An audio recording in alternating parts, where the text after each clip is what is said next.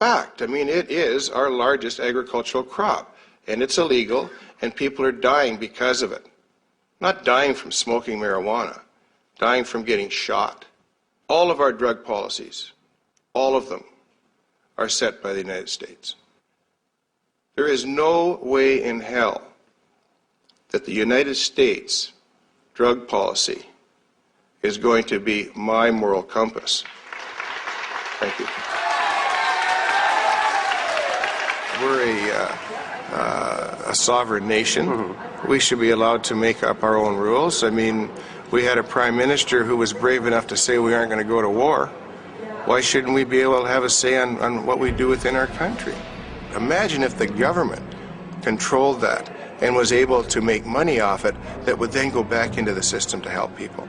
That's all. The Ministry of Pot, or what are we talking here? Although marijuana is illegal again, a door has been opened. And now, the Canadian marijuana movement prepares to push further than it ever has before. And while Canada moves forward on gay marriage, the U.S. administration promises to move against it. I proposed a constitutional amendment. The reason I did so was because I was worried that activist judges are actually defining the definition of marriage.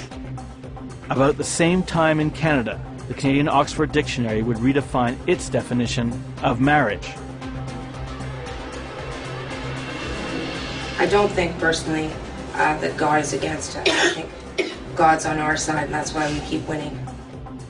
In Canada, gay marriage is spreading quickly. And you can come and take our marriage licenses from our cold, dead hands. But in the U.S., the anti-same-sex marriage campaign is gaining momentum along with the election. And then something amazing takes place. The state of California annuls the weddings of over 4,000 gay couples. In America, same-sex marriage is being wiped off the map.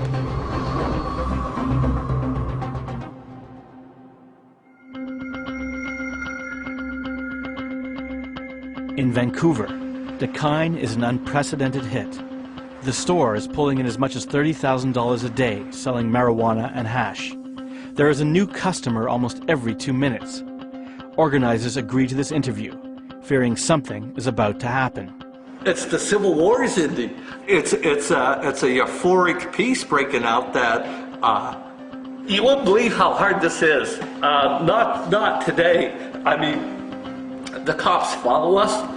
They tap our phones. They seize our assets. They throw us in jail. They beat us up. Listen, they can't do this stuff. They work for us. A few days later, the police move in.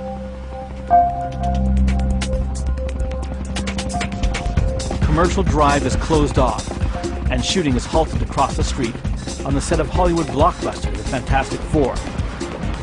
The police drug squad goes into action.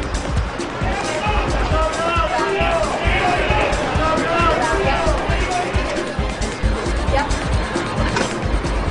Sir, you're gonna have to step back, please. Very loud bang. The door was kicked in. Much like you would see in an American movie, with a SWAT team in full battle dress. Wearing ski masks, balaclavas, with guns drawn. Upon our entry, we entered the store at approximately 5:45 and located 41 people inside. Acting as if we were gangsters. All 7 of the staff members were taken into custody and arrested for trafficking. We are members of the community, we're taxpayers, we're citizens. This evening we have executed a warrant at the Dakine Cafe. This is a warrant that we had thoroughly investigated and with due diligence received a search warrant in a lawful manner. We are now executing that warrant. At this point, we don't believe this has anything to do with compassion or with medical exemptions. This has nothing to do with that. This is open trafficking, and they've been very blatant and in how they've done that, and they've flaunted it as well to the community. Hearing all this yelling, what's this tell you in this neighborhood? Some people in this neighborhood certainly are very angered that you've done this. I think there is overwhelming support by other neighborhood members that want to see this shut down. The role of the Vancouver Police Department is to uphold the law. Thanks, everyone.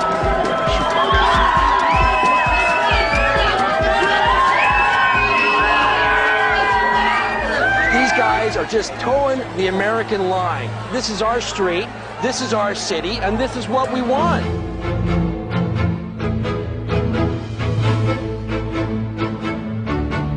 Resistance is futile. I've heard that before. That's the Borg on Star Trek.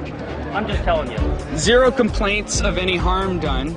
The worst thing they said about this place was people were walking up and down the street high, which happened anyway. So we were told by the mayor and Jim Green there was not one complaint about this place, and now we're hearing there were complaints. And what were the dates for complaints? Just through Crime Stoppers on the 26th. Well, I've lived here for 16 years, and I've never seen the street as clean of drug dealers as I have since this place opened. I don't smoke pot myself, and I'm against drugs, but I feel that pot is a lot less harmful than alcohol.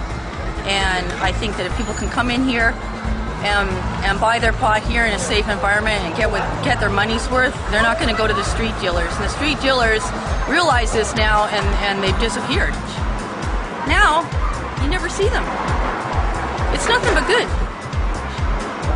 I'm actually a medical user. I'm part of the Compassion Club and for HIV, and helps me with appetite and things like that. And I was one of the first people to come to Decline, and I think that if this place is closed down, it's because they stood up and lifted their head above the crowd and tried to do what was right, and that they are being like with the arrest of Mark Emery, that it's a political thing, and that it's actually prohibition is seeing its end, and that it's always darkest before the dawn. Mark Emery helped create the Pot Block, founded the BC Marijuana Party, and sparked the summer of legalization. He has sold millions of marijuana seeds around the world and smoked hundreds of joints in public without getting serious trouble from the Canadian courts. No court here has even ever sent me to jail. But his time may be up. I haven't left Canada in 7 years. And even other countries where I'd be permitted to travel, the United States could have me picked up on warrants in any of these places, and there's no security unless you're in your home country. In this interview, Emery seems to predict the future. They'll come and get you. If they want you, they'll issue a warrant and get a compliant government to arrest you. So Mark Emery of Vancouver, British Columbia, was arrested today by the RCMP and the Halifax Police Department on a warrant from the Western District of Washington. Mr. Emery was indicted by a federal grand jury in Seattle in May of this year. This was after an 18-month investigation involving millions of dollars of marijuana seeds that Mr. Emery sold in person, over the internet, and by mail.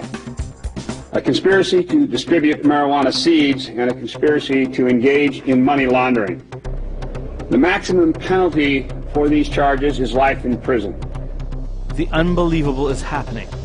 America is reaching into Canada to take out the Prince of Pot. The U.S. Attorney's Office here in the Western District has filed an extradition request with the Government of Canada. But why does the DEA want Emery now?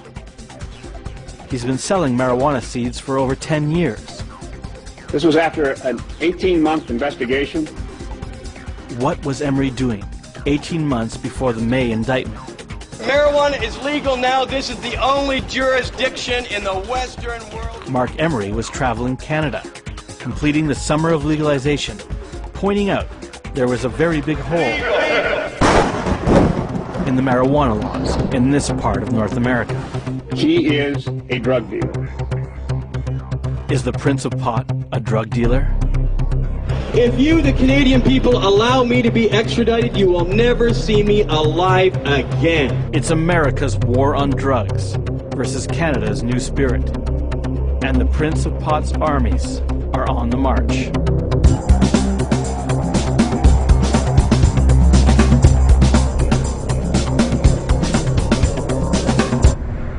Canada may be moving back on the marijuana front, but on gay marriage, it appears to be winning when Canada's Supreme Court okays same-sex marriage. We've embraced equal marriage. It's available in 75% of the Canadian population right now, and the sky has not fallen. We didn't have to kill people. Children aren't maimed or hurt. Right, and it didn't cost anything. Heterosexuality remains as popular as ever. We can't be defeated now. The war is over. Not